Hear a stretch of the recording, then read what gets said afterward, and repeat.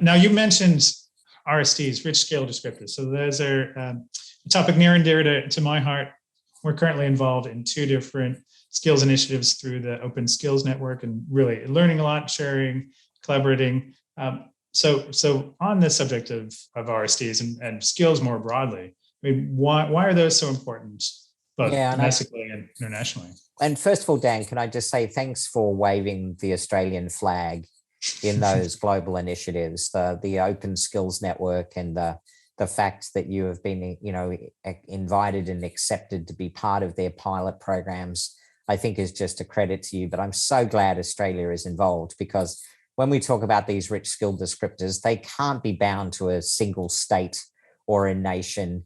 The more global they are, the more valuable they'll be for the individuals. And that's why you and I are both very interested in the open sort of standards that are emerging out there. But the reason why it's so important, as I touched on before, Dan, is absent of really well-defined skill descriptors, we're left with really unhelpful labels like communication. So if you just say the skill is communication, oh my goodness, that could be interpreted as literally thousands of different skills, depending upon what job we're talking about, what area we're talking about, what nation we're in. It's just, it's a starting point, let me put it that way, but it's nowhere near what we're going to need to take the friction out of the ability for the individual to acquire the skills they need, have those skills validated, have them express them to the labor market, and have the labor market do a good job of being able to verify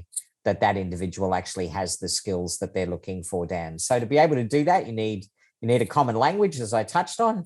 That common language, each of the skills needs to be able to be tagged against a unique identifier, so that we can start using technologies like machine learning and artificial intelligence and big data to be able to do a good job in individuals being able to express the skills that they've got in more nuanced ways, and for employers to be able to find them. And quite frankly, for we as education providers to do a better job of telegraphing what skills are actually being taught in the programs that we're offering, Dan. So think of it as the glue that really knits everything together, or the grease that takes all the grit out of the cogs. You can look at it either way, but that's why they're important.